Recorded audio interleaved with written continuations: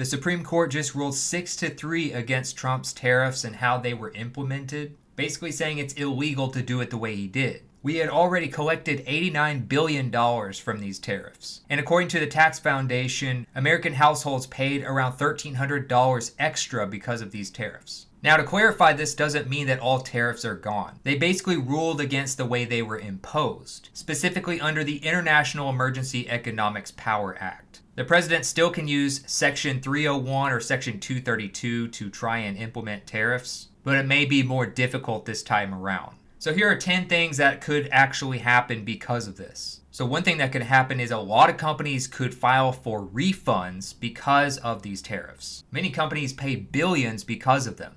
Obviously, that's not something that can happen overnight, but a lot of companies, I'm sure, will be doing everything they can to get a refund. The second thing that could happen is retail prices could actually ease a little bit, starting in Q2 and Q3 of this year. So many of the things that the US imports, like clothing, electronics, things like that, could be a little bit cheaper or at least stop rising in price. A third thing that could happen is this could reduce inflationary pressure. So obviously, we've had pretty bad inflation pretty much ever since the pandemic, and this won't solve anything overnight, but it could relieve some of the pressure and maybe slow it down a little bit. Number 4, another thing that could happen that is not good and will have to be figured out is the federal revenue gap. So obviously, after taking in $89 billion from tariffs, they're going to have to figure out a way to fill that gap with revenue. So this could lead to maybe less tax deductions than they previously promised. Spending and budgeting might change. There's a lot of things that could change for them to try and increase government revenue.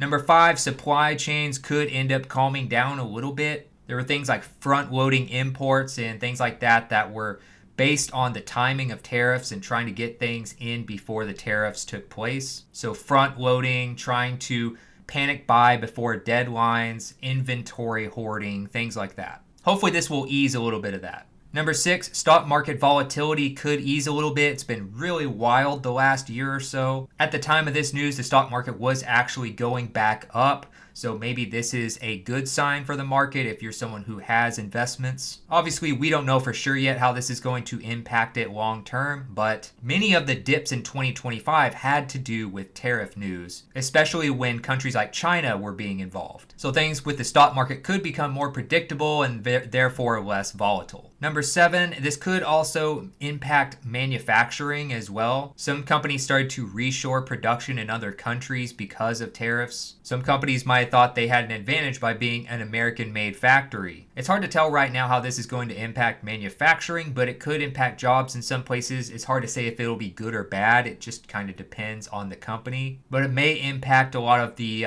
long-term or the medium-term plans of these manufacturing companies. Number 8, global trade relations could improve, although a lot of damage has been dealt with certain countries. It'll be interesting to see if the administration tries to impose tariffs a different way by using other workarounds, or if this ends up easing tension with a lot of the countries that they started putting tariffs on. Number 9, there could be some legal whack-a-mole going on for a while because they are going to probably try and implement tariffs in other ways using Section 301 through trade practices or Section 232 through national security. But the way they did it through IEEPA was improper, and that was just ruled by the Supreme Court. So they're not saying that tariffs are illegal. They're just saying that the way they implemented them is basically not how you can do it. And then number 10, this could impact the way the president and the administration tries to get things done in general. The way emergency powers are used by the administration may have to change, and they may have to dial that back a little bit because of this for anything else they want to do during this term. So if you're like a small business owner, this could be some good news. You just need to watch for things like refund guidance, pricing flexibility might improve, and then your suppliers as well. For the consumer, this could, in theory, help with prices, but the problem is, do prices ever really go down after they go up? In my opinion, a lot of times it doesn't. Look at the pandemic. Look at how much things got raised after the pandemic. Have prices gone down since then? No, and we had other presidents at that time.